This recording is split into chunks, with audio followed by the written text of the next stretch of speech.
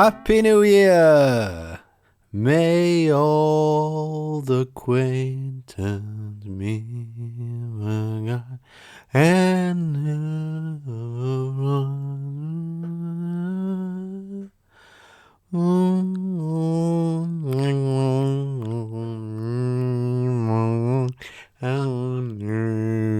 no lang syne.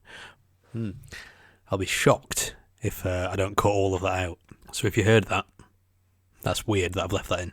But yeah, Happy New Year. So just wanted to quickly say hello, Happy New Year, and let you know what this episode is. You probably know what it is by now. It's the fourth one of these sort of compilation shows. It's not a best of as such. It's more of a compilation of all the charactery, sketchy bits, the songs, that kind of thing. So you can sort of listen to it like a bit of a sketch show. But what I'm going to try and do is, there's a feature on the back end, so to speak, of my podcast software website thing that I use. They have a feature that I've never used before where you can put sort of chapter markers within the podcast. I'm not sure how that is going to manifest itself to you, the listener. Will it be in the show notes? Will there be like timestamps? I don't know how it'll look on Spotify. It might not be relevant. It might be that on many podcast apps it's just not a relevant thing and you won't be able to use it. But the idea is, because it's all the different sketches, I thought I would do little timestamps at the start of each one so you can get to the different sketches. You might have a favourite one you want to go to straight away. These are the character bits, the sketches, the songs, as I say, from this series just gone. But actually, I mean, we're still in series 3, by the way. It's not a new series, but from series 3 up to now, also the end of series 2, because some of those didn't make it into the last best of. And there's even the first thing that we're going to play is Dynamo's Christmas special from like the Christmas of 2020, because that never made it into any of the best ofs because it didn't feel really appropriate to put a Christmas special in, some random best of in the middle of the year. And it's not appropriate now, to be fair, but I just think it's quite a good one, so I want to put it in. And I've also put in last year's Christmas story, the Christmas Carol, at the end. So sorry about that if you're just so over Christmas right now. But maybe this timestamp system will help you get round that. It means you can just skip to the next one. So yeah, that's all the admin, I think. We shouldn't be too long before we bring out another new episode. I think it probably won't be next week, but maybe it's the week after. We have none in the can up to now, like going forward. So we usually record a sort of a batch and then start putting them out. But I think this time we're just going to wing it and put them out as we record them. And if that means that every now and again there's a week off, then so be it. Hopefully that won't be the case. Hopefully we'll be able to keep up to date with it and keep them consistent. But we don't want to have another sort of 8-month break like we did last time. Also, quick thing to mention is we're doing another set of all brand new material at Sketchwell Healing, which is a night at the Bill Murray in Islington, and that's on the 31st of January. So come down and watch us. You know, maybe struggle, maybe not. All brand new material. It could go either way. But last time, I think it went well. You know, and that's the plan, that at these Sketchwell Healing nights, we're going to be doing new stuff every time. So it's always going to be interesting to come down to those throughout the year. Hopefully we'll keep that up as well. I'm not sure which sort of characters, etc., are going to be making an appearance at the one in January. But maybe Dynamo, you know, it's been talked of. So maybe Dynamo is going to make an appearance. We'll see. Anyway, speaking of Dynamo, we're going to open this with, an extract from Dynamo's Christmas diary. Enjoy. Happy New Year. The Secret Diary of Stephen Frayne, but most people call me Dynamo, aged 33 and 3/4. Today was the most Christmassy day of the year. Christmas Day. I love Christmas Day because it's the one day my mum helps me cook me dinner, and it's always a real feast. Last year I had a turkey twizzler, a curly fry, a big spoonful of smash, and half a box of microchips, all covered in delicious brown sauce. And because I was 32, my mum let me have some of her lager, a full half a sip. It tasted horrible, but I felt right grown up. But that was last year. This year was a bit more mad. It all started last night on the second most Christmassy day of the year, Christmas Eve. As usual, my mum sent me to bed early, just in case Father Christmas found our house this year. Well, he wouldn't come any farther away, would he? Problem is, our house is hard to find. It's got a weird postcode that doesn't show up on Google Maps, apparently. But I crossed my fingers, my toes, and my eyes, and off I went to bed. I went straight to sleep and dreamt about going fishing and catching a boxer dog instead of a fish. I thought I'd dream about something Christmassy, but no. It was actually quite scary. Then, just as the dog were about to get me, I woke up. I looked at the clock. It were right late, nearly 10:30. I was woken by someone coming in the front door, and then I realised it must be Father Christmas. And this year, he's not got lost, and he's brought me some presents for the first time ever. He must have updated his sat-nav or something. I couldn't resist. I crept downstairs and I peeked round the door to the living room. But I didn't see Father Christmas at all. What I did see was my mum dancing round drinking a can of lager and singing that song about New York, which isn't even that Christmassy. I'd usually have just gone back to bed and left her to it like most nights, but this was Christmas Eve and I didn't want her to put Father Christmas off. So I said, Mum, shh, you'll put Father Christmas off. And she goes, what? What the F are you doing up your nose, you little effer? Get back to bed. And I goes, yeah, I will. But you should too. Because if Father Christmas... But I couldn't finish my sentence. Because at that point, I heard this right loud booming voice coming from the kitchen. Can I have one of these cans of Stella, Linda? Said the voice. My mum shouts back, go on then, gorgeous, as it's Christmas. I goes, who's that? Is that Father Christmas? My mum goes, yeah, it is. He's my special friend as it happens. I goes, oh, right. I didn't realise you knew him, ma'am. Has he brought me some presents, do you know? And my mum goes, I don't know about you, but I hope he's got a present for me. Hey, Santa, no. You going to empty a sack for me or what? He goes, you what? Can I have a bit of this pork pie? I thought, that's my pork pie, but it is Father Christmas, so I'll let him off. My mum goes, oh, go on then. Be quick, though. I'm drying up here.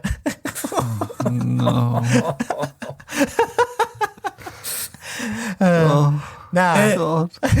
Now, get back to bed, Stephen, so I can finish helping Father Christmas deliver his presents. So I goes back to bed, but I couldn't resist a glimpse of the real Father Christmas himself. So I crept back downstairs and listened through the door. I couldn't hear much. It just sounded like he were eating soup right fast, and my mum encouraging him. Oh dear.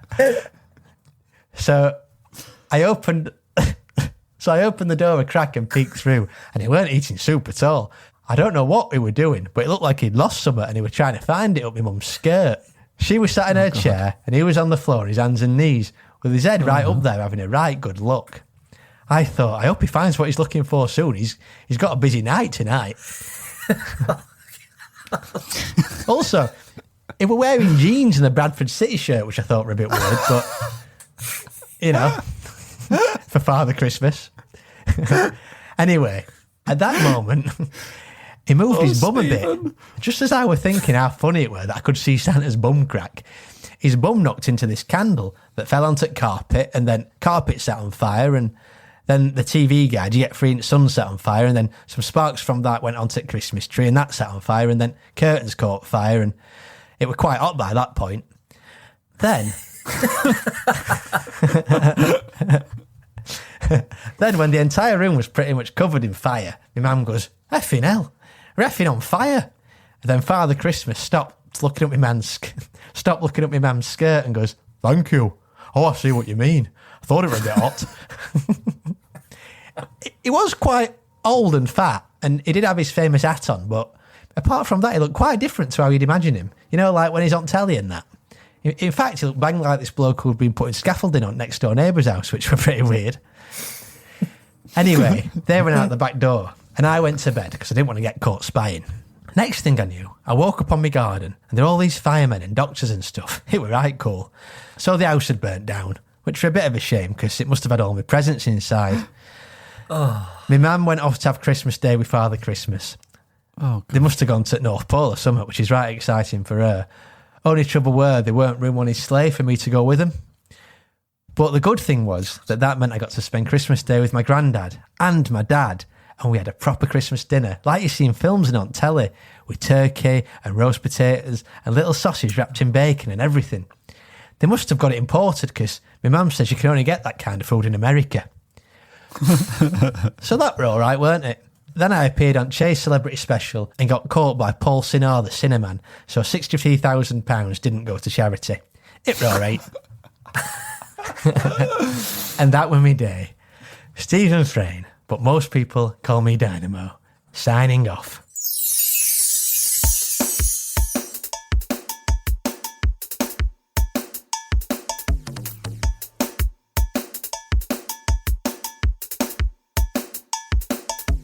I got the hash, I got the resin, I got the kush, big buds no missing. I got the dope, I got the chronic, and I'll get it to ya quicker than Sonic. It's Halloween, let's keep it clean please, no Garys or Gack, just cheese. Two tokes of this and I'm feeling kinda spooky, smoking from dusk till dawn, you can call me Clooney. I heard a bump, are you listening? Looking at my spliff, maybe it's the glistening. I've seen a ghost, whiter than the porcelain. I'm pissing in, pissing in, pissing in. Did I see a ghost? Or am I pranging out on this Halloween? Is my house kinda haunted? Or am I pranging out on this Halloween? Go downstairs, check out what the drama is. Take my bong, of course, you never know. Just in case I creep into the kitchen, what do I see? I see Frankenstein and Wolfman staring at me. I think, what the fuck is this? There's monsters in my kitchen, but I'm monster mashed. And this party's bitching. I fill up my bong and pass it to Count Dracula. Thank you very much, son. Sink your teeth in that, will ya? He takes a puff and splutters blood. He can't handle this Halloween bud. Take another hit, he can't but he should. This party's lit, lit like wood. I'm getting monster mashed on this Halloween, on this Halloween. Medusa's getting smashed on this Halloween, on this Halloween. All of a sudden, Wolfman takes his mask off. How you doing, Paul? He says, it's my mate, Big Ross. Fucking hell, Ross, I thought you were a monster. I am, he says, watch this. And downs a pint of vodka. Nah, mate, I meant literally a monster. No more Halloween, he says, think that shit's got to ya. I think he was right, cause that's when it dawned on me. I'd actually just organised a Halloween house party, house party, house party, house party, house party. Halloween for me, Halloween for me. No more Halloween.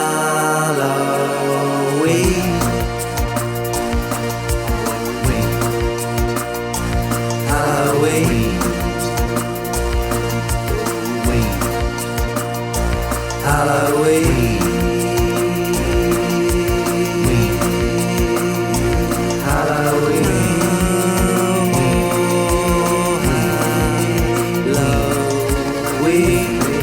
For me,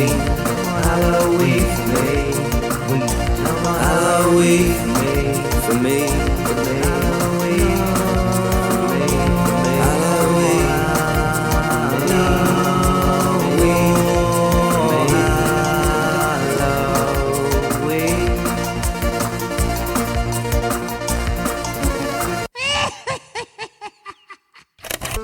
I think you look nice, love. I think you've got the London look.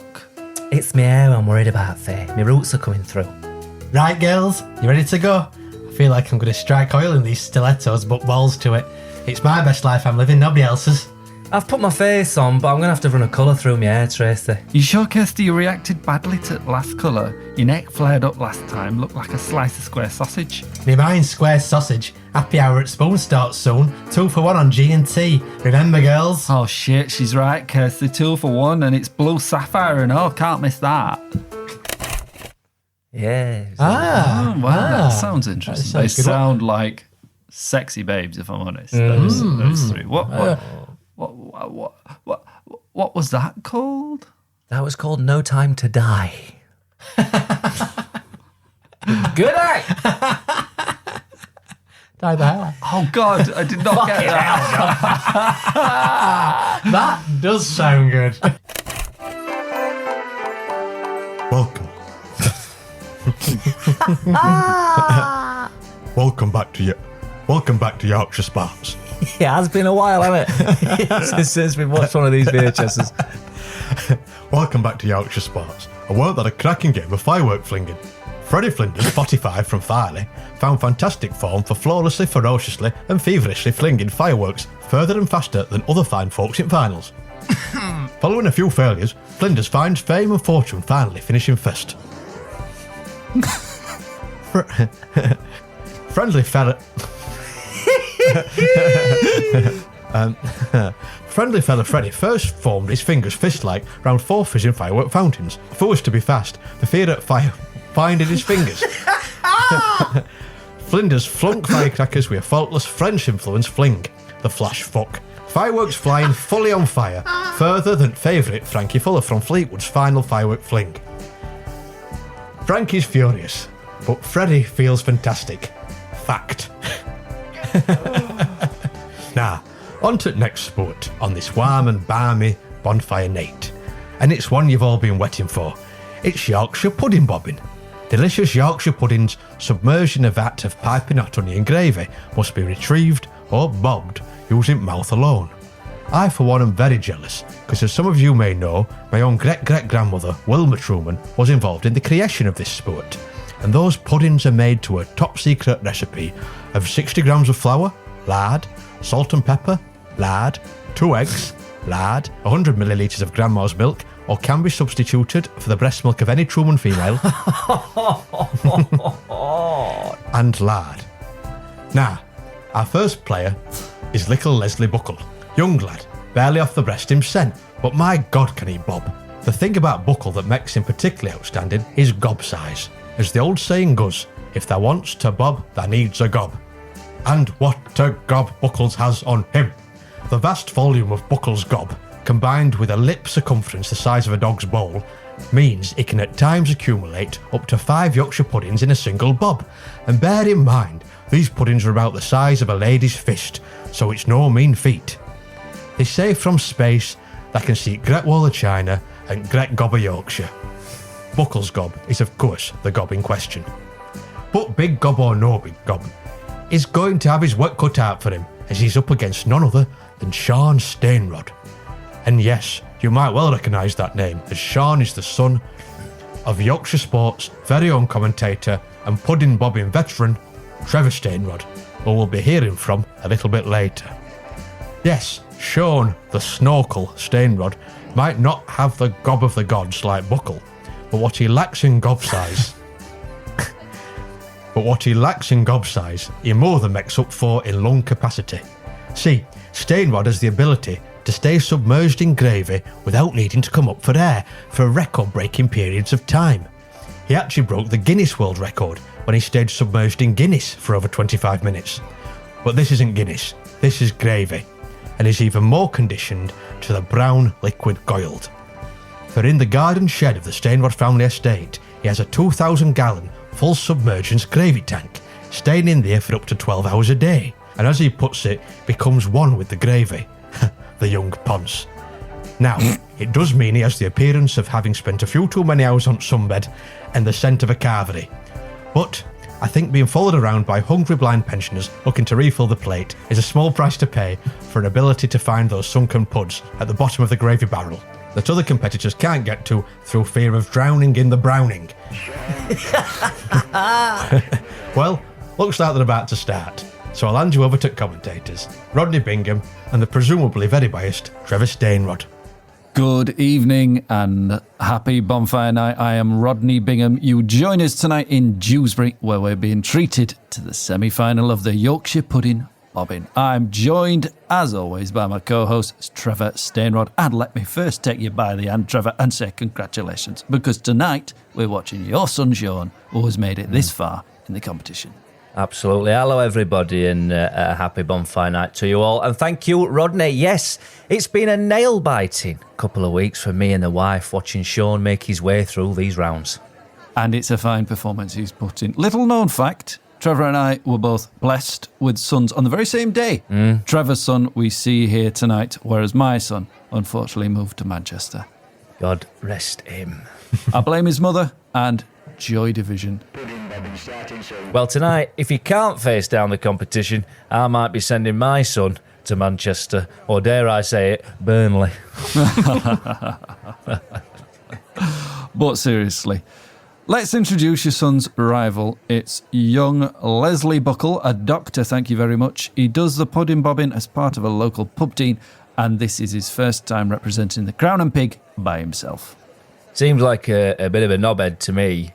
Now, the way the game is played is relatively straightforward. What we have is a vat of gravy filled to the brim, and at the bottom of that vat are Yorkshire puddings that have been specifically cooked to sink. Heavier than lead, which is because they are cooked with lead. Sounds dangerous and poisonous, but they will be wearing clothes pegs over their noses, so they should be right. So what they have to do is plunge their face into the vat and root around for the puddings. Once they have one, they come up and spit it into a bucket in front of them, then back down again for another plunge until the time of 43 seconds is up. 43 seconds may seem like an odd amount, but it's actually a tradition which goes back to the first ever pudding bobbing in 1958. You'll remember this, Rodney, in which Sir William Frack, that's Sir William Frack, got a pudding lodged in his lung and actually died for 43 seconds, as you know, before being revived. Blind after that, of course. Oh, blinder than a sick rabbit. And of course, as usual, the golden wishbone is in there somewhere. If they can get it out, that's worth 5. Yes, that's a real wishbone from a cooked chicken, painted gold, and it's cooked. It can splinter, it can choke, it can kill, Rodney. It's the risk you take. But I think your Sean won't need to bother with it. He's a rapid and ferocious bobber. Well, I hate to boast, but, former champion pudding... Well, I hate to boast, but former champion pudding bobber Leslie Beale likened our Sean to a hungry horse in a bowl of soft apples.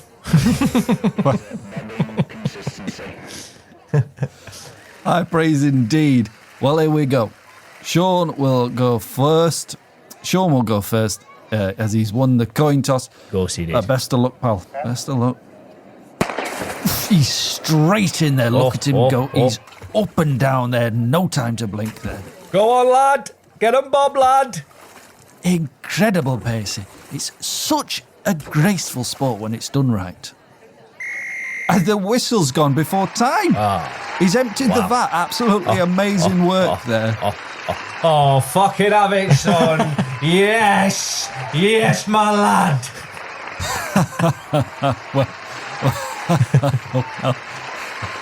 Well, Buckle's going to have to empty his vat, and in a better time as well. He hasn't got a fucking chance. Sorry about that. Yes, yes, he's going to have a tough job there beating that one, I'd say, Rodney. Well, the good doctor approaches the vat. Again, very impressive start. He's obviously in this to win. He's rivaling Sean's time. He's doing all right. Oh, hold on. Oh, I think he's got the wishbone here. Oh dear. Oh dear, oh dear. He seems to be struggling with that. Yeah, pointing to his throat, looking around, wild panic in his eyes there. Yeah, he might be in fucking trouble here. I'll have to stop you there, actually, Trevor. He's going back down, choking or not. He's up again with a pudding in his gob. Can't seem to get that pudding out of his mouth. Oh, I see what's happened here. The pudding has lodged on the wishbone that was protruding from his mouth. Right. He's trying to do the Heimlich on him sen.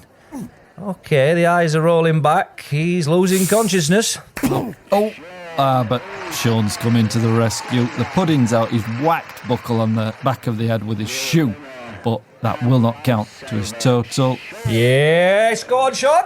And that's it. That's it. Sean Stainrod is through. Justice.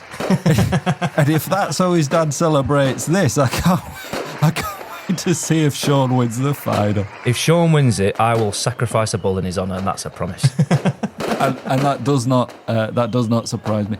Fred, back to you. And now a quick word from our sponsors at soundboardcity.com/Halloween-soundboard/.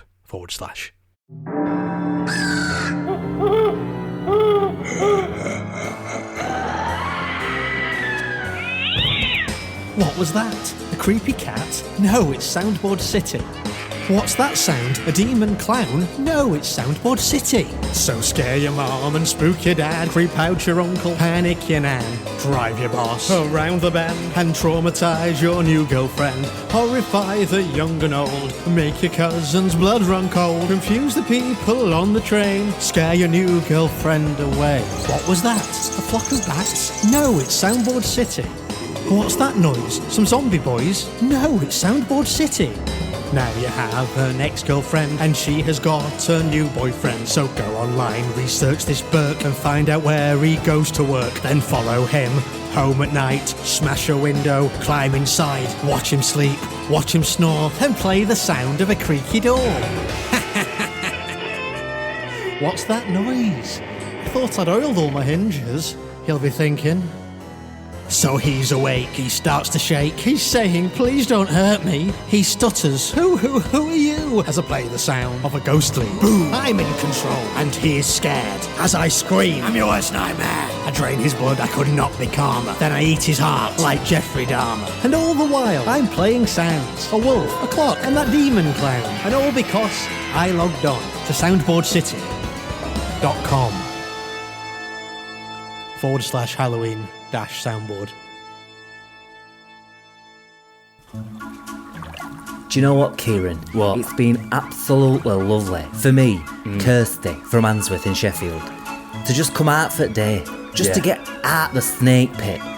No more Sharons or out like that, just me and you, Kieran.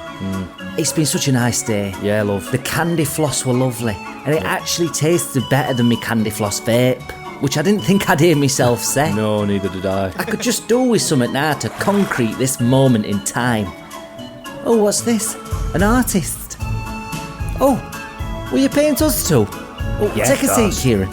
How much, love? Senna. 20 minutes later. What are they giggling at? What's funny? Let's have a look then. Here you go. What the fucking Whoa, hell what do you is think? that? Oh, I'm sorry, but can we just take a minute here? Why is my nose that big? well, it's... And it's since when are my lips been that big? They're not. I mean, Kieran's hairline, yeah, it's going back, but that looks ridiculous. It looks like a vampire's. No, that's... You've literally taken everything I'm paranoid about and conscious about, and you made it about 10 times bigger. yeah, it's Well, disgusting, that. this is sick. You are sick. No, that's... Honestly. Well, I'm I've sorry. come out here for a nice day, and this has ruined it. You've ruined it, you. I'm sorry, but no, piss off. No, come on, Kieran, we're leaving. No, I'm going home now. No, what time's Megabus? Because I'm going home.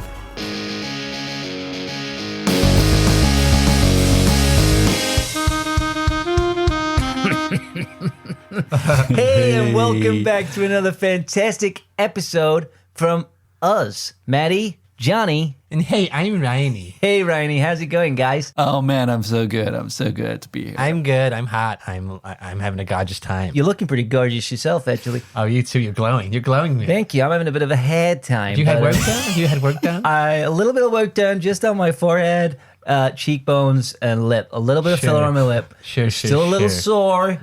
You had the Botox? I've done the Botox. Mm-hmm. That's right. Now, the Botox is where they make your lips to look like you're permanently surprised. Like Sure. someone just said, boo! Sure. That's right. That's Sure. right. They call it Exactly. Exactly. buttocks. That's right. Exactly. And it's just a gorgeous look. It's just, But it's it's like a pout. It's your ass lips. You know what I Sure. mean? Yeah, it's yeah, like yeah. it's your ass lips. It's your asshole. Bloated asshole. So our friends over in Europe have sent us over something to try. I've unpackaged this. You can get on my YouTube and you can see me doing the unpackaging video. But now's the time to actually try this thing. Now, guys, as you can see, we have a jar of pickled eggs. Pickled eggs. Pickled eggs, are they? Hard-boiled eggs. Pickled in distilled malt vinegar. Wow. And it says on the packaging since 1935. So these things were pickled in 1935. In 1935. Wow. So we're All looking the at eggs. nearly 100 years there. They've my been God. pickled. But the Chinese do 1,000-year-old eggs. I don't know if you heard about these things. Oh my God. So these are pretty fresh. Yeah, these are fresh compared to the Chinese eggs. But I'll compared tell you to something. those. I'm glad I'm not trying Chinese cuisine because I don't want 1,000-year-old egg. Sure. Who God, does? no. Who does? I'm pretty excited. I've never tried a pickled egg before. Ryan, have you ever tried a pickled egg in your life? Oh, is it a pickled egg? I see. It's pickle. It's a pickled egg. Oh, sure. Yeah. I have never in my life tried a pickled egg. They look kind of, I don't know, like something from a monstrous lab. You know, like I like that. You know what I mean? Like like you'd see it in the background of shot in Igor's laboratory in Frankenstein or something like that. Yeah, absolutely, Johnny. It kind of looks like someone took a load of Shaq's eyes. You know? Shaq's eyes. Yes, Shaq's eyes. Sure. Shaq's looks- eyes. Can I ask, are these the egg from what we would call a chicken? That is a great point because it doesn't actually specify whether it's a shack egg or a Chicken egg chicken or a egg, snake or snake it could egg, be or a snake egg, lizard. Could be like a bear's egg or dog a egg. It could dog be any egg, of these horse things. egg. I mean, I'm presuming by the fact that it's had boiled, I can only Yeah. presume it's like a regular Well, egg. why is it in water? Surely it's a sea creature's egg if it's in liquid. Johnny? Yeah, I did a little research, and they can be pickled in vinegar, salt, spices, and other seasonings. Sometimes it's just pure brine, Huh.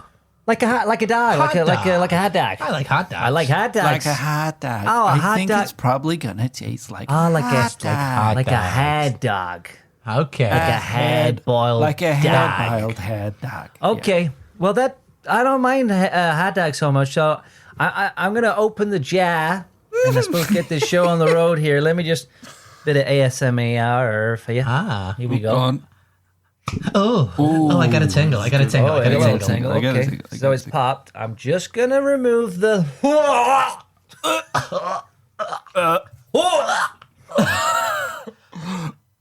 Have a sniff of that, Riley. That Now- smells bad. I don't want to be rude. I don't want Oh, to be rude. that is stinking up the room right now. That is a real pong. Oh my God. That's like a eggy. I wish I got the Botox in my nostril. You know what I mean? Absolutely, I would. Swell 100%. that The- thing up. That's If I could cry, my eyes would be watering right now. But the It's, Botox has forbidden me from shedding a tear. to the viewer. It's like an eggy vinegar. What's causing that is almost certainly the egg and the vinegar. Sure. That's that good makes to know. sense. Interesting. Interesting. That's smart. That's I smart. feel like we may need a utensil to. Huh.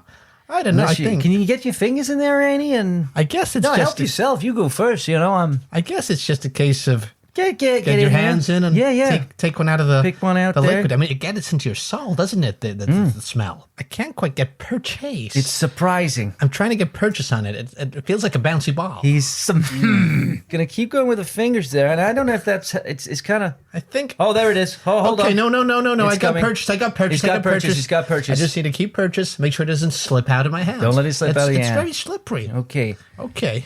Now, Wow. What's maybe that consistently like, Ryan? What's that consistency Well, like? it feels like a kind of like what I imagine the innard of a golf ball might be like. That is an excellent description, actually, as I perch my fingers on. It's got bounce. An I egg. think if I drop this, it will bounce. That would come back. It would come back. You'd catch that. You could drop that off the Eiffel Tower, and that you'd catch that right in your mouth. Sure, you would. I think the idea here is we just take a bite. Ryan, if you want to go first, and Maddie, the vinegar is burning my fingers. I'd say get that in your gob real quick. Okay, let's have some ASMR. Make sure you hit the pickled yolk. You go first, Rainy. It's like it's squeaky. Oh, do you want to go at the same time? Both go. God. Oh, I don't like it. oh, I don't like it. oh. Oh, God, that's horrible. That's Guys, should I taste mine? Yeah, taste it. Okay. It Take seems a like bite. you guys are having a good time. Oh my God, that's horrendous. That's like I think the best description I can give is like eating a bouncy ball that tastes like shit. It's got the texture of a bouncy ball. It's like, And the flavor of shit. you know, it's like, it tastes like a head-boiled egg that's been soaking in vinegar for over nearly 100 years. That's not a snack I want to open on a train No, or a plane or in a car. but Immediate heartburn. it's the texture that I hate. You barely hit your yolk. What? You barely penetrated to your Oh, yolk. Rainy, you gotta hit your yolk. Okay, Take another bite. here goes. Here goes something. That's the best bit. Oh, the yolk is dry. It's strange so because right. it's been so wet for nearly 100 years. That, like, it's been so it's in a bath. It's so wet, and yet the middle It's like a ball of dust. is so dry. It's a ball of dust. Okay. Now, Well, I'm told that the best way to eat these is don't. Okay, well, I certainly want to just round this off now and call it a day there, Ryan. I did you enjoy the pickled? I think it's pronounced eggs. I enjoyed the eggs? time I spent with friends. You know, it's all about the company you keep. Did I enjoy the eggs themselves? No. Interesting. No. John, did you? No.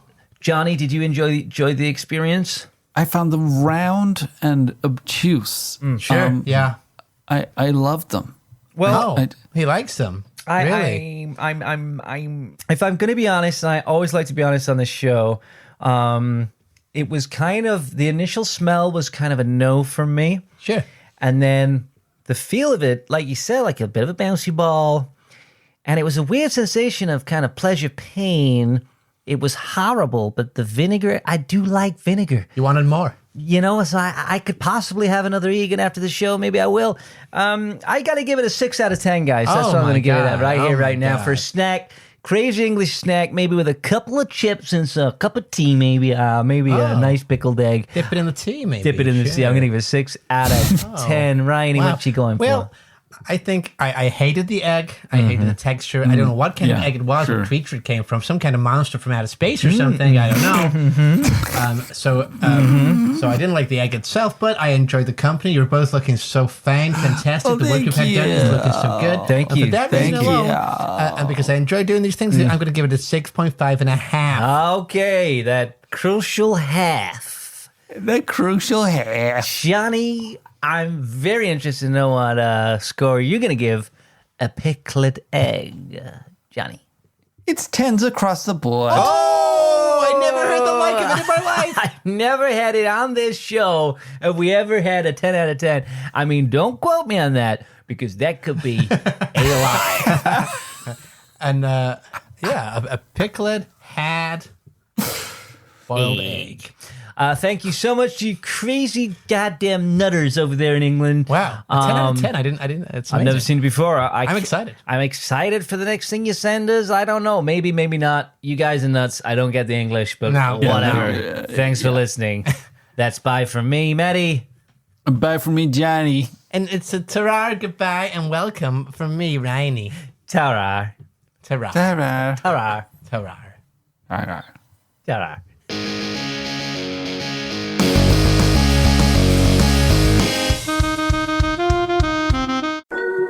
Yeah, Ryan, I'm just calling about all these big fucking companies that, you know, they sell their products but they make it like a bit Halloween themed, you know, just to shift it because of the season. Well, you know, for me it's just fucking late October, mate. Walking round Tesco looking for some spread. Get to the fridge, it's like Dawn of the Dead. We got Scare Pack, Deadable. I can't believe all it's not butter, incredible. Yeast extract, surely they can't change that. Bovril and Marfry, and that's that. I need to wet me whistle, I'm gonna get a milkshake. Yes, boo, scream egg flavoured piss take. It's capitalism, baby, but do I love it a little bit? Maybe. I don't mind, boo, it's still gravy. Sold my soul to the devil, someone save me. Gotta get out of the shop, I've seen the Jaffa cakes, and I'm looking at the Kellogg's Morn Flakes. I'm thinking of getting the lot. I came in here for summer, but I forgot. It's capitalism, baby, but do I love it a little bit? Maybe. I don't mind, boo, it's still gravy. Sold my soul to the devil, someone save me. Smoked some Halloween before I left the house. Now I've got the munchies and I need some ouse. Looking for the air freshener, all I see is gauss. I grab it and some pring hells, barbecue and bounce. I gotta get out of Tesco, let's go, let's go, let's go, let's go. I gotta get out of Tesco, let's go, let's go, let's go. But before I go, I see the Haribo, Haribo, Haribo. But before I go, I see the Haribo, Haribo, Haribo. They're my fave, Tangfastics. I know, wait, fantastic, and that is fantastic. And I'm not being sarcastic, I'm being Halloween enthusiastic. Grab a bag of Monster Munch and dash it in my basket. I know, wait, Monster Munch, that's all year round, innit? Yeah, do you know what? I'm gonna get a bag anyway, because that Halloween has knocked my head off. We're gonna have munchies like you wouldn't fucking believe, right? Happy Halloween and all that. I'm gonna go and pay for all this shit now. Fucking hell. Oh, spice pumpkin candle. Now that I do fancy a bit of.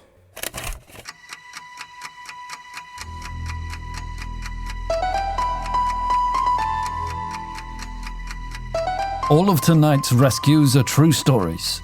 We sometimes use actors and stuntmen, but everything you see is based on the accounts of the people involved. Tonight, the hot dog factory worker whose dream job turned to a nightmare. I was just walking back from toilet when I slipped on a stray sausage and fell into the salty liquid used to preserve the hot dogs. Oh, do you know what, Ryan? It's a shame that your VHS ran out, because I was instantly grabbed by that. I could watch the whole damn episode. Yeah. Bloody hell, I'm so Why sad I did it missed have to stop then, Ryan? Just by, I'm just interested though, Ryan. What was that called? That was called Brine, Brine, Brine.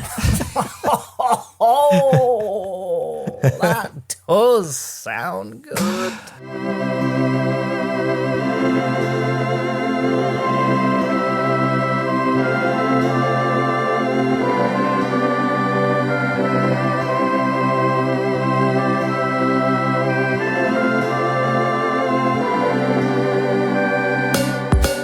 Old legend with something to say. He's got a story to tell from back in the day. He's that old legend. His story's for you, and hopefully it's at least partially true.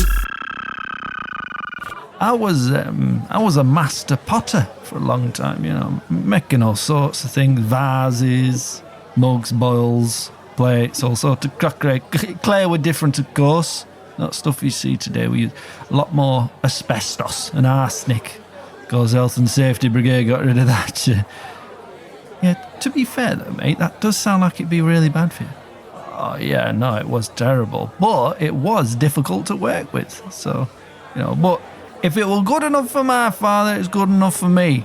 And he lived a long life until he coughed himself to death at 28.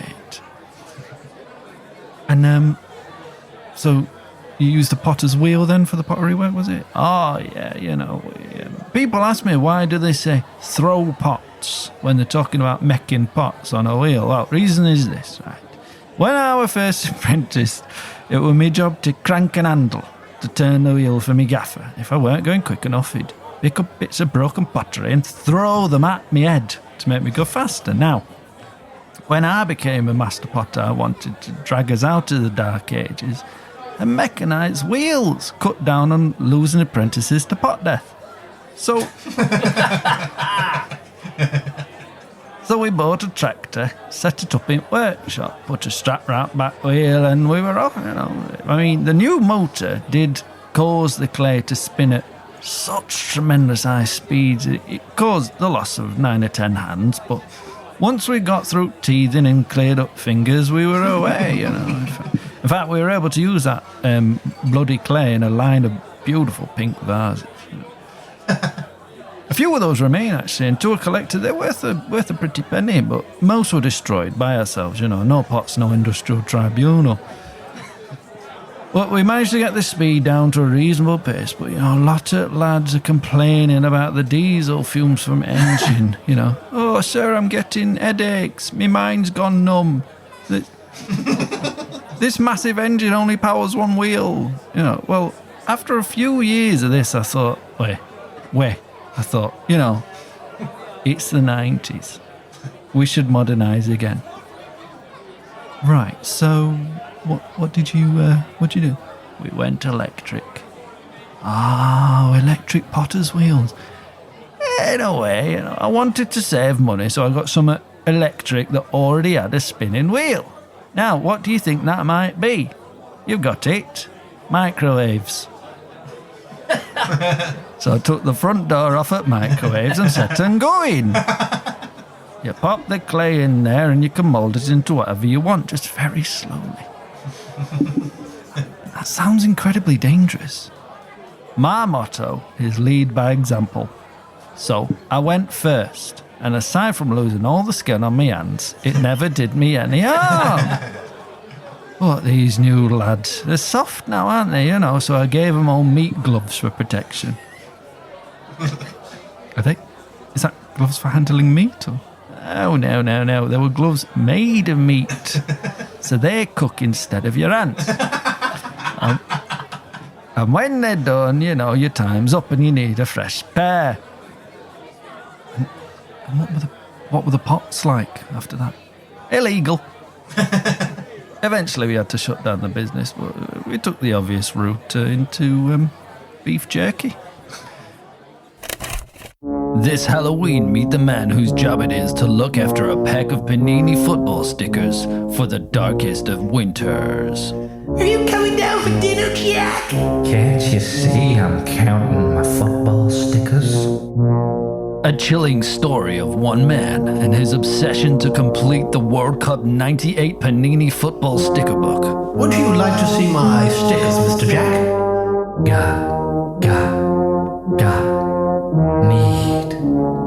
I need this sticker. Well, that's rather a special one, sir. Here's Teddy, Sheringham. I'm sorry, sir, but that's an insult. A man hell-bent on getting what he wants. Darling, I'm not gonna hurt you.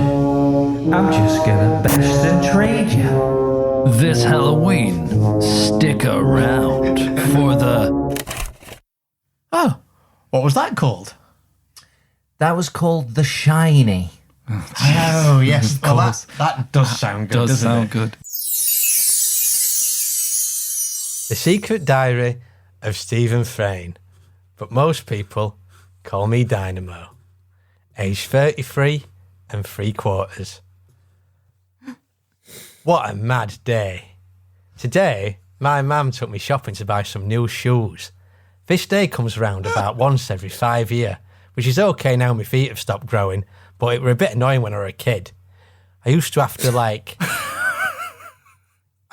to extend my shoes using scissors and Asda bags and beer mats and sellotape and stuff like that. But like my mum says, shoes should last at them prices.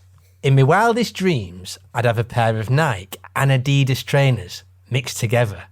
So on the side they'd have like a Nike tick going through 3 stripes, and they'd have an air bubble from Nike Air Shocks, and they'd have that right scientific grip that Beckham has on his Adidas Predators that makes him kick football right well.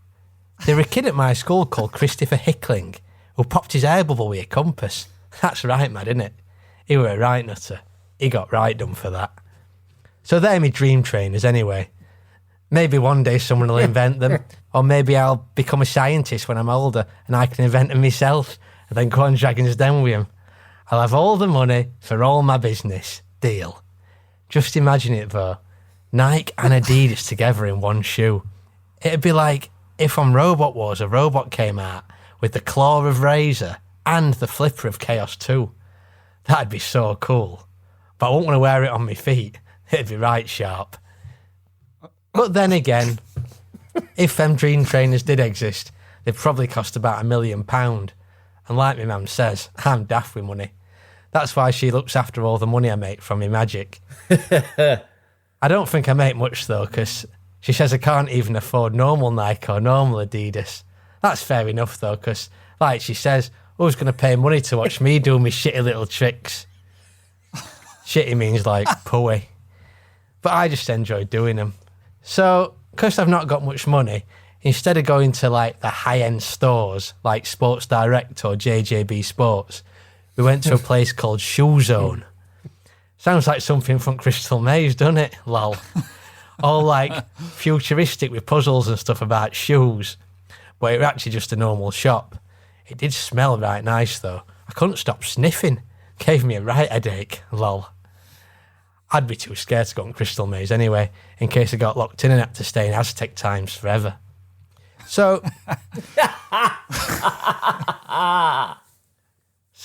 in Shoe Zone, I picked out some pretty cool white, red and blue trainers with loads of lines and like mad shapes on the side. But they were like £8 and my mum went mad when I showed them her. She goes, "Do you think I'm made of money?" I goes, "No, I thought you were made of like blood and skin and like tubes and that." And she goes, "Stop being a smart arse. Do you think you're clever?" I goes, "I think I'm like medium, not too clever, not too thick." She goes, "Well, I can tell you for a fact, you're effing thick as F." Then she goes over to a bloke that works at Shoe Zone and goes, "Oi, garçon, have you got any cheaper than this?" And he shows her this like amazing section with all these odd shoes, just like one shoe instead of two. So I got a pair of like 2 different looking trainers. With one that were a size 7 and one that were a size 10, which is right rare. So actually worth more money when you think about it. But shop didn't realise. So we got them even cheaper than a normal pair. Such thickos in Shoe Zone. And all they have to do is stuff a bit of sliced up sausage or something in end to make big and fit. And I actually quite like feeling a cold meat in with my toes. So that's worked out right well, hasn't it? I wonder if it's possible to cook it with my foot heat. Maybe if I run right fast. Only trouble is, I'm not allowed to wear them straight away. I've got to save them for best until my holiday. Every 5 years or so, my mum takes us to best place on earth, Skeggy. Or if you want to be posh, Skegness. Or if you want to be cool, Skeg Vegas. It's amazing. It's got a crazy golf course, all themed around pirates, and it's run by a real-life pirate. Well, a man dressed up as one anyway. The reason I know Skeggy is best place on earth is because my mum's right good, and during the 5-year gap between holidays, she goes on her own, or sometimes with her mate Diane, or sometimes with her boyfriend Neil, to check out all the different places we could go on holiday. I don't know how she affords it. You must get loads on dole these days. She's been to Benidorm, Ayia Napa, the Bahamas, Jamaica, Florida, the Maldives, Seychelles, and France. But she says they're all horrible, and best is defo Skegness, and that's why she takes me there, which is right nice of her. I can't wait to tell you about my holiday once I've been on it. So anyway, there I was, living, laughing and loving life, thinking about my new trainers and the upcoming holiday, when I went round to my granddad's for my tea, and my dad were there, and he'd bought me some Nike Air Shocks and some Adidas Predators, so I could wear one on each foot. Almost my dream shoes. Only problem is, I don't want to hurt my mum's feelings, so I'll have to somehow like sellotape my other shoes on top of them or something. Then later on, I went on This Morning, and guess what card Alison Hammond was thinking of? And she started running around the studio saying she was going to faint, but she didn't. It were all right. And that were my day. Stephen Frayne, but most people call me Dynamo. Signing off.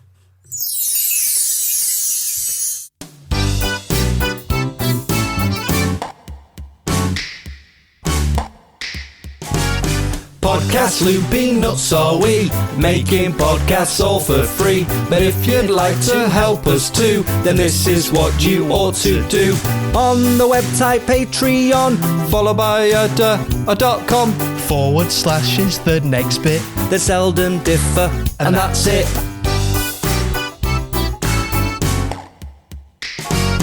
Podcast looping nuts are we, making podcasts all for free. But if you'd like to help us too, then this is what you ought to do. Sign up to us and then pay us £1, £3, £5 or £10. Bonus podcast worth the fuss. Appreciated by us.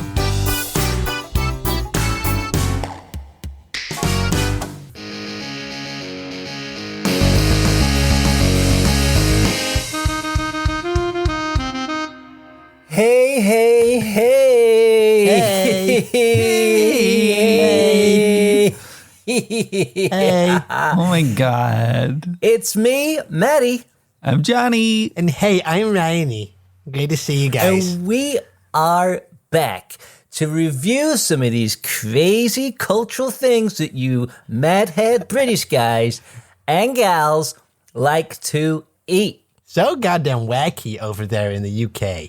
No, it's Ryan has sent us this pack, guys. You should see in front of you a pack of Jacobs. Jacob. Oh, like a Jacob, like a soft J. I think it may be a soft J, right, and it's a Jacobs. Cream crackers, because the British, they love their cream, don't they? They're always having their cream in their teas, yeah, and on their scones, their British scones. I'm expecting and hoping this is going to be a kind of creamy cookie or something, some kind of nice creamy element to it. It's got to be like a biscuit, like John, what they call a biscuit. Yeah, John, do you say scone or do you say skien?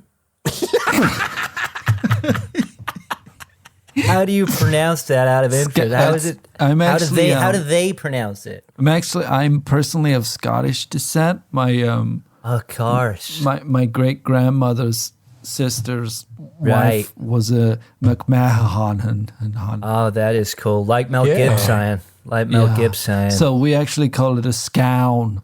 A scown, okay. Scown, that's what we call it. So sounds right. Well, now these are made by the Becker brothers. Sounds like some kind of bird or something. Since 1851. I mean, how old are these crackers? Oh, I think this is since 1851. They've been making them. So I don't know if this pack itself. No, guys, we've been through this before. Right. It's not. Can you explain one more time, Johnny? Because I get a little mixed up in my head. Not all of these cream crackers will be from 1851. One or two most likely are from, They've been making the packet since 1851, which means some have been made yesterday, some have been made in 1851. It's pretty good, Nick. It's pretty good, Nick, to say it's been made in 1851, I've got to say. Now, it says on the side here it's a good source of fibra. Oh, fibra.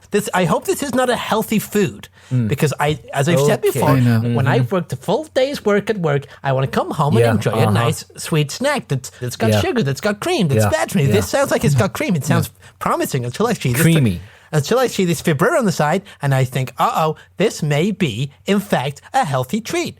But to me, if it's healthy, it's not a treat.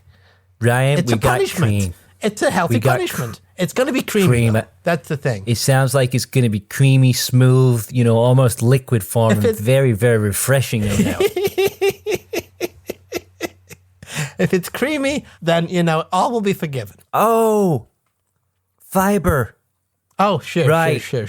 I was waiting for you. Internet, good, fast internet connection. It's okay. It's quick. Yeah. Guys, I'm gonna pull one of these crackers out of the packet, if you don't mind, and just take a look at what... I'm going to do the same, but as I open the packet, I want to make one final observation about the packaging. It's orange and black. It's the Halloween colors. Is this a spooky cracker? Is it a creepy cracker? Is that what we're dealing with here? It does seem like a creepy cracker, actually. A little late for Halloween, which is unfortunate, but it does look like a pumpkin. It's pumpkin colored. I don't know. So maybe it's like pumpkin pie. You know, we like pumpkin pie over here. It's got the cream. Everything that I think about this, the fact that it's, it's Halloween, it's sweets, it's candy. It's creamy. I imagine it's going to be succulent, juicy, like a marshmallow. Like a marshmallow. Exactly. That's what it sounds like. But as refreshing as soda, no doubt. Now, what I'm first shocked about here is not the square angles on this thing. I've removed a cracker. Yeah, now, me too. It says on it, Cream, Jacob & Co. cracker. But I just want to check. I think I might have just got the lid. Let me just go deeper. I think I just took the lid of the crackers out. Oh, here. yeah. Go deeper, Ryan. Oh. Oh, no, it's all lids, actually. Okay. Oh, it's a pack of lids. I guess this is either a pack of lids by mistake, or maybe this is, in fact, the cracker. Sorry, carry on. I think it is the cracker. No, this is what confused me, actually, because I saw cream. I was very surprised to see how hard these squares are. They're like coffee mats or something, like coasters. It's a pack of coasters I've got here. I think this is a building supply rather than a food stuff. Is this a prank? I mean, is this April Fool's? Is this first of April? Check the date, guys. Yeah. I know there's a time difference, but Johnny, you're up to date with all these crazy British things and traditions and their cultures. Now, do you know how to eat this thing? Am I meant to put this in all at once? Because that's what I think I'm going to do. Yeah, you're absolutely right. You take the whole cracker and you just gently slide that onto the tongue, extend the tongue out, and just place it right on there. Okay, well, here we go. And get the whole thing in the mouth at one time. I guess the cream must be inside somewhere. It's going to be creamy. It's going to be soft. I gotta say, I hope the cream is inside, because immediately it tastes like I'm putting wood in my mouth. Oh God!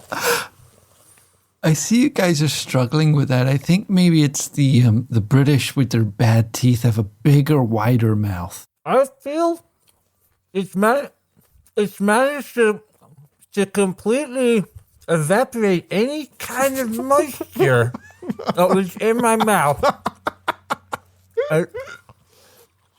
It's like I'm eating the bottom of my... I got a couple of hamsters, and I've never eaten the sawdust that is left. I feel like it's gonna... something. I feel like my words are stopping in my mouth because it's so dry. They don't have the energy to escape my mouth. They've become ghosts. Ryan-y? That is like Ryan-y? had cad bad. Had cad bad. It's like eating had cad bad. If I was in space, I wouldn't even want to eat these. No, well, I mean, in space, I mean, if you... No one can hear you cream.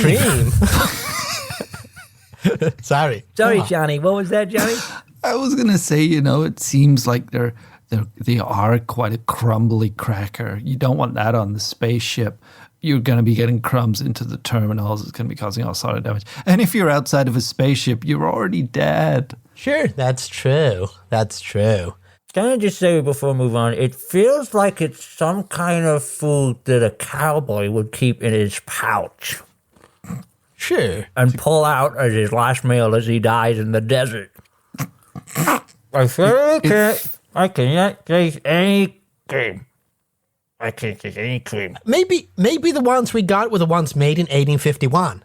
It actually feels like you may actually find a fossil in these. Sure. I'd be interested to see what content is bone within those crackers. I think it's high. Yeah, it feels like the ingredients of this must be bone. They must be wood. Bone. Wood is in there. Bone is in there. Sand is certainly in there. What else you getting? I mean, none of this yet resembles food. It's certainly not sweet. No food. It's not creamy. That's the thing. Where's the cream? Could I interject for a second, guys? You know how you might get cheese crackers? Uh-huh. And you might like you might cheese. assume that those are crackers for cheese. Uh-huh. Sure. Could it be that these are made to have cream put upon them? And I could only assume that in the UK, cream is what they call cement.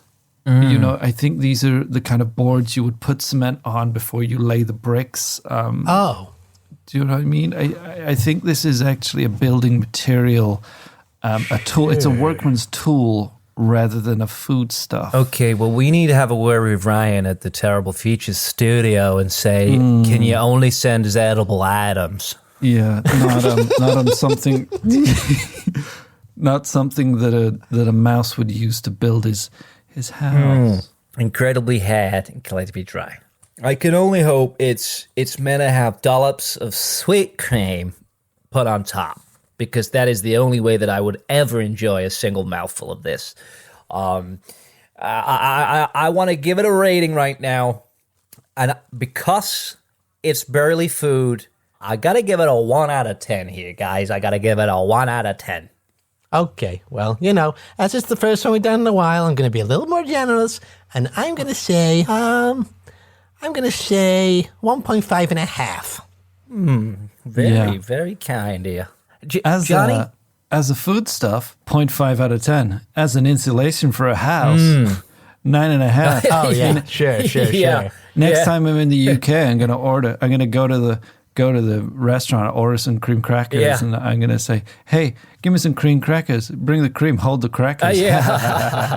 Exactly. Well, on that phenomenal joke, I'm going to say a total pip to our British fans over the water.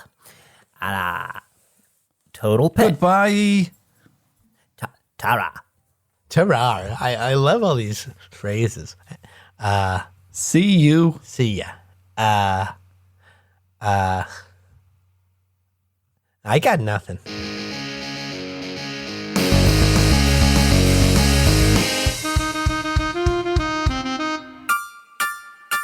Previously on Seldom Differ's Terrible Features. Who is at the door this week? It was actually Steve Owen from EastEnders. What's that, Steve? He's trying to get in the bloody door. He's not allowed. What?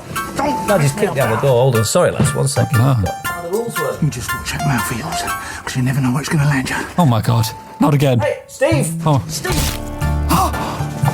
Look at the blood. Oh my God. I think he's dead.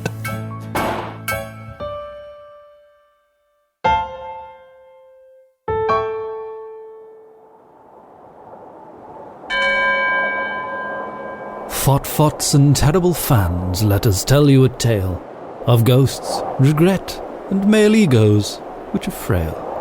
And now, because it's Christmas, everyone has donned Victorian apparel, as we join the story of A Terrible Features Christmas Carol. 'Twas the night before Christmas, and Matt was dead. Murdered by Steve Owen, perhaps by an ashtray to the head. As good old-fashioned Ryan mourned the death of his buddy, a furious John shut himself in his study. Inside we see him hunched over his desk, writing the feature for which he was known best. Humbug. The word humbug, meaning deceptive or false talk or behaviour, comes from medieval England, where prisoners who had been accused of such deception would have their mouths filled with insects or bugs.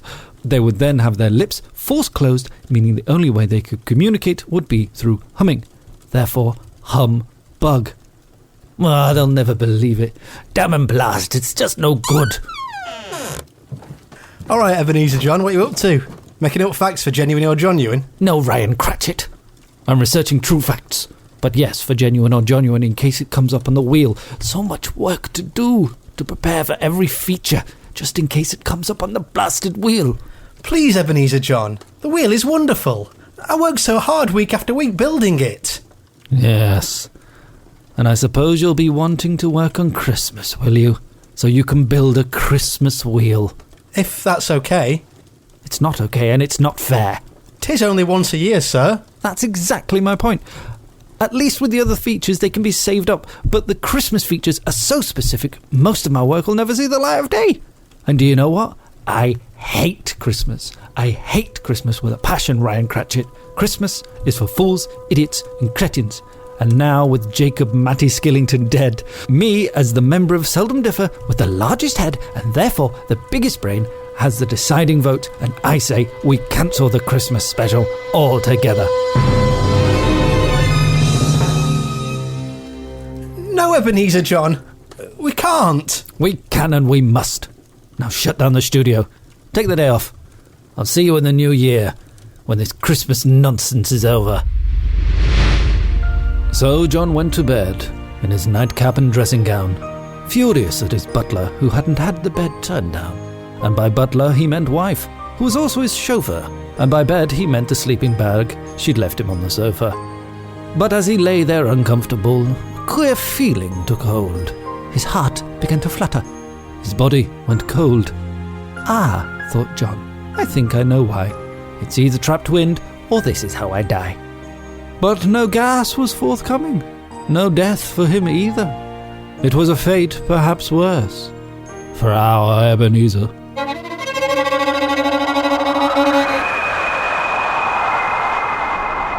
I am the ghost of JacobMattySkillington.com, the brand /dead. Oh, here we go. In life, I was your co-host, and to a degree, your friend. To a degree? You were the best man at my wedding. Really? I doubt that. Anyway, shut up. I'm trying to be spooky. Tonight, you will be visited by 3 spirits. Whiskey, vodka, and gin, I bloody hope. Do you know what I mean? I knew you were going to say that. No, I mean 3 ghosts. Ah, so 2 more. No, 3. What are you then? Aren't you a ghost? Yes. Right, okay. You know what I mean though, don't you? 3 more ghosts then. Right, good. I just want to be clear. Listen, don't get arsey with me. I'm having a terrible time in limbo. I'm trying to help you avoid the same fate, okay? I don't know why I'm even bothering, to be honest, pal. What's it like in limbo then? It's neither here nor there, to be honest. Yeah, novelty wears off quite quick. But exciting in a way, because I don't know which way I'm going to go. Yeah.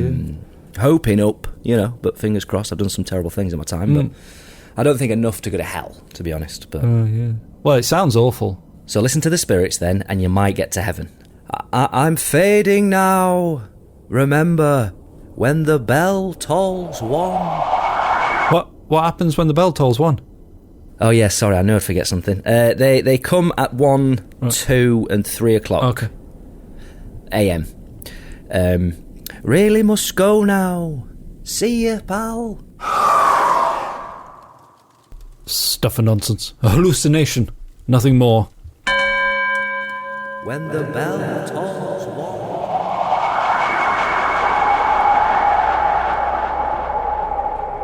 I'm Fred Trueman, ghost of Christmas past. This has got to be a dream. Welcome back to your past. I weren't that last spooking somewhat special, eh? Sally Summers from Sidcup swiftly soiled us and silly as soon as 7 spooky spirits started sailing surreptitiously inside her small semi, surrounding Sally's settee/sofa where she sat stock still scared stiff as supernatural spooks slithered silently, stealing Sally's sense of self. Soon, 7 spooky spirits of 7 severed schoolgirls started scarily singing She Sells Seashells on the Seashore. The shells she sells are seashells, I'm sure. So if she sells seashells on the seashore, then I'm sure she sells seashore shells. Sally suddenly sat straight up, sodden in sweat and surrounded by soaked sheets. She screamed, squealed, shouted and squawked. She'd simply been sleeping. Or had she? Nah, on to next spooking. And it's our Ebenezer John. All right, Fred. Nah, listen here, John lad. Thou says there's all a set at Christmas. Well, I think that's forgetting what it used to be like. It were fabulous back in day. Let me show you. All right.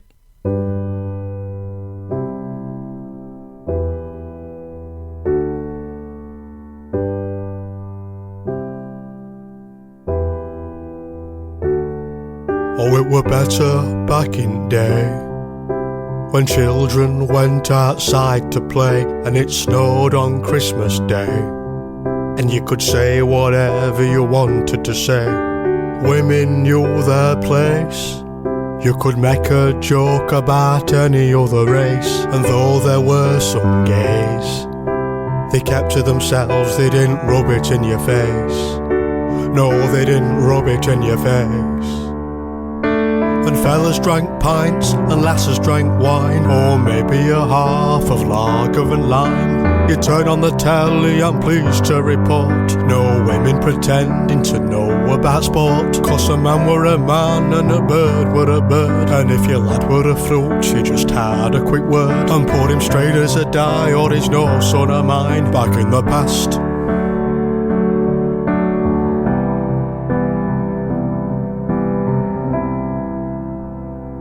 yes, it was better back in day, when children went outside to play, and it snowed on Christmas Day, and you could say whatever you wanted to say. You could call an Indian man a friendly nickname, it's just short for Pakistan. I'm a man from England. Call me an Ingie, I won't get you banned. It's just same, it's exactly the same. Oh, it were better back then, don't you agree? Repress your emotions and decorate tree. Open your presents and be a good son. Thank your father, it's a replica gun. But I wanted a doll's house, I wanted a smack. Don't be a soft lad, Fred, I smoke on this bag and drink up this pint, but I'm only 9. Don't be a soft lad, Fred, you're no son of mine.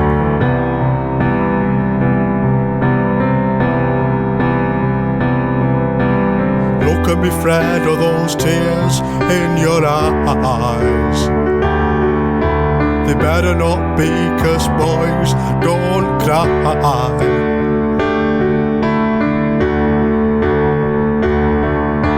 A man were a man, a bird were a bird, and if your lad were a fruit, you just had a quick word and put him straight as a die, or he's no son of mine. Back in the past, actually, do you know what? Piss off, Dad, just 'cause I like dolls, it don't mean I'm gay, and so what if I was? As long as the man I'm in love with is white. Get with the times, Dad, you're no dad of mine.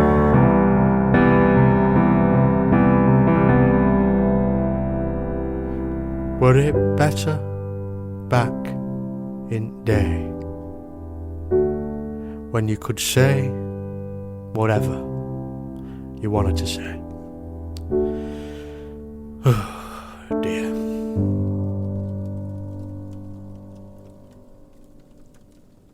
You all right, Fred? Yeah. It's more your Christmas past than mine, that, wasn't it? But it seems like you've worked through some issues there. Yeah. Maybe it wasn't better in the past. It sounds quite misogynistic and racist and homophobic. Aye. Well, I suppose you should be grateful it's not like that anymore then, and enjoy Christmas this year, 2020 style. You know, now everything's better, and now we all get along. Well, unfortunately, I don't think that's actually... Oh, that's clearly a woke snowflake. That's no hope for you, lad. I'm off any road. See you later. Fucking gammon.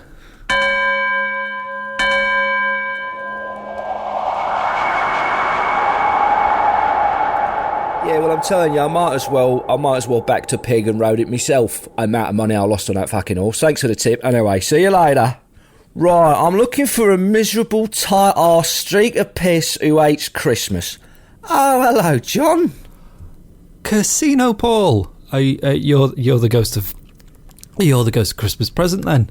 Yeah, I suppose for the sake of this fucking school play or whatever the fuck it is, then yes, I am. Now, Johnny boy, I'm going to take you on a Christmas night out, yeah? I'm going to give you a proper merry fucking Christmas casino fucking Paul style, if you know what I mean. Sniff, sniff. I'm talking about drugs.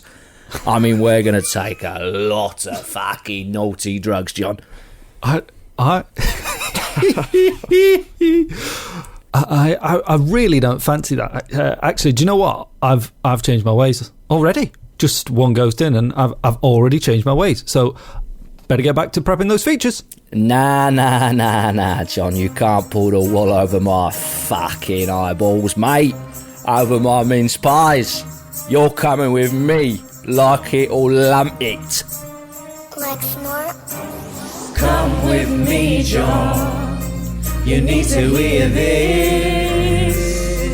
You appear like a nice geezer. But you're taking the piss. Taking the piss. John, you're taking the piss. The lads have got to work this Christmas. It's a Christmas special and it's special for a reason. It's filled with references that Fothos find pleasing. Prepping all these features must make you thirsty, but don't become a snake like Sharon or Kirsty. Ryan's little question, Ebenezer, you seem like the kind of geezer who likes a knees up and a bump. Am I right? Say no more. Hold tight. We can prep the features even if it takes all night. All night. It's Christmas Eve, a time to believe, give and receive. I got some tricks up my sleeve, so take this, don't be naive. Now that you're buzzing, let's meet my cousin. Knows the best club in London, he's gonna get us in.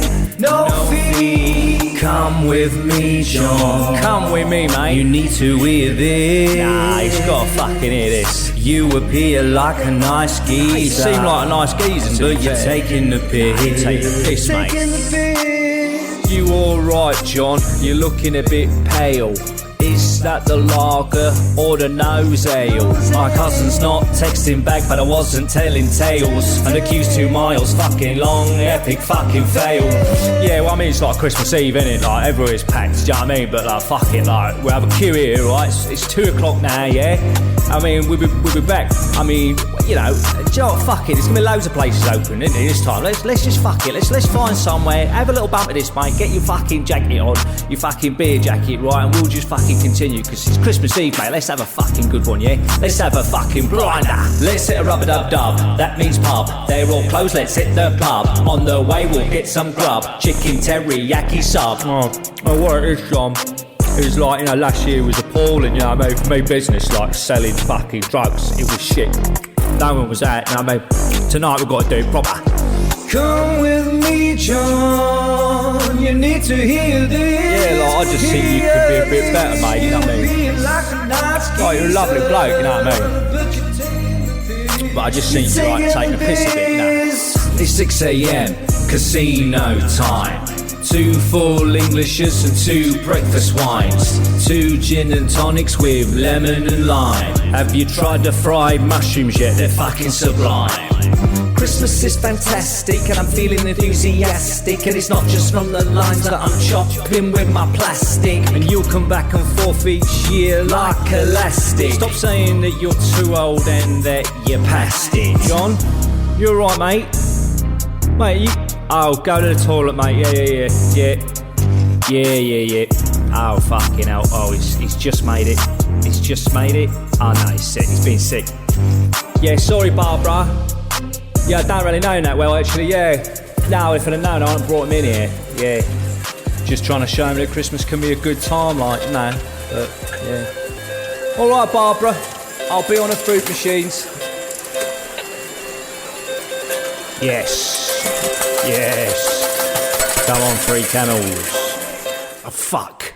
I've got the kids this year. See? Christmas Eve's a great night out, John. What? Going out in the freezing cold, not getting in anywhere, getting smashed and waking up in a casino on Christmas Day, covered in sick, is your idea of a good night out? Yes.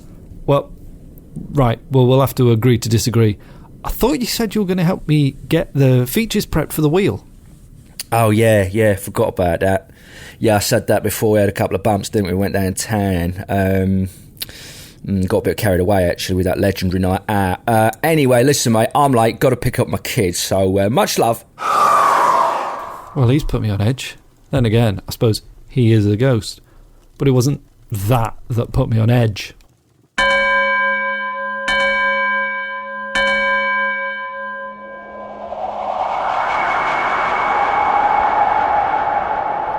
Jesus wept, have you seen the time? 3 in bleeding morning. I've got to be up tomorrow to take kids to childminder, and they charge time and a half on Christmas Day. Anyway, my name is Kirsty from Handworth in Sheffield, and I'm the ghost of Christmas yet to come. But I'm hoping you might be able to help me out with that one, John. Hi, Kirsty. Right, come on, John, I'm going to show you some visions of your future, right? So get on me back and let's go. Me nan always said that I had the gift. She said that ghosts exist. Well, she was right. Now I'm the ghost of Christmas future, and I'll show you future rumours if you come with me tonight. John, don't be a snake. It's not too late to change your ways. Live, laugh, love is the key. New year, new me starts from today. Look over there, John. Brian is crying, but he's not upset. He's crying from laughing at something he's just read in a WhatsApp group. He suggested a pint, and someone said, shall we ask John too? John, don't be a snake. It's not too late to change your ways.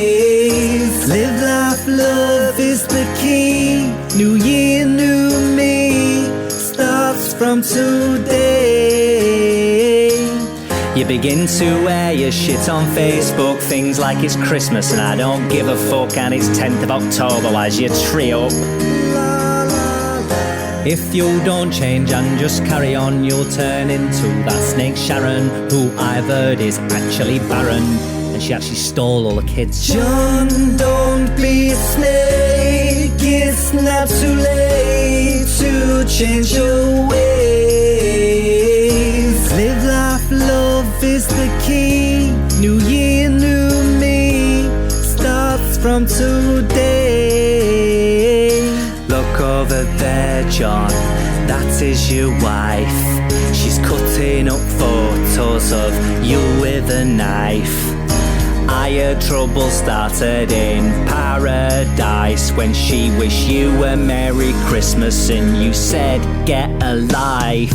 John, don't be a snake. It's not too late to change your ways. Live, laugh, love is the key. New year, new me starts from today. Yeah, you know, I weren't going to get involved, John. I swore on my nan's coffin that there was going to be no drama this year. But I did want to help you and you know, the show and the Christmas special, because it needs to be done, John, it really does. So just change your ways a bit. Alright, anyway, I'm going to go. I'm currently haunting Sharon, and it's alright, lad. She is shitting her pants. Wait, spirit! What? Are these visions things that will be, or things that could be? Well, obviously just things that could be. What would be the point in all this palaver otherwise, you know? There's hope for you, John, that's what I'm trying to get at. You just need to stop being such a miserable sod and get into the flow of Christmas. Put a hat on, photocopy your arse, cheat on your missus, whatever you need to do to get into the spirit, just bloody do it, alright? Because otherwise you become a proper snake. Listen, John, I've seriously got to go because I need to go and hide all of Sharon's Quality Street before she wakes up. That's going to freak her right out. Right, well, I don't want my friends to turn their backs on me. There's only one thing for it. I'll have to pretend to like Christmas.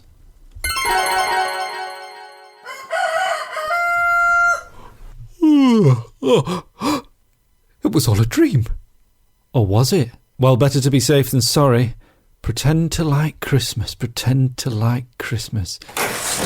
You, boy, what day is it? Who, me? Yes, Ryan, there's no other boy here, is there? What day is it? Why, it's December 15th. Of course. We record the podcast weeks in advance. There's still time. Boy, go and fetch me the biggest pint can of lager you can find. The one in the window at Mr. Shaft's shop. We'll have a Christmas special after all. And I'm going to double your salary, Ryan. But I don't get paid. I'll triple it then. Now, go and get that lager and pick up a Ouija board and a shovel on your way back as well. I have a feeling Matt might join us after all. You have been listening to Seldom Differ's Terrible Features with Matt Skillington, John Patrick and Ryan Howes. Intro and outro theme by Old. You can follow them at Old Music on Instagram. If you want to follow the boys at Seldom Differ, you can get them at Twitter at Seldom Differ, Instagram Seldom_Differ, and Facebook at Seldom Differ Comedy. You should also subscribe at Seldom Differ on YouTube. Thank you to Luke Collins at Appley Bridge Studio for his additional audio work. And thank you to all you Patreon subscribers. If you're interested in supporting us, then go to patreon.com/Seldom Differ. And there you can donate as little as £1 a month, that's 25p an episode, that's not too bad, to £3 plus a month, which will allow you access to all of our bonus material. Please do give us a 5-star rating and a review. We'd be unbelievably grateful. Thanks for listening.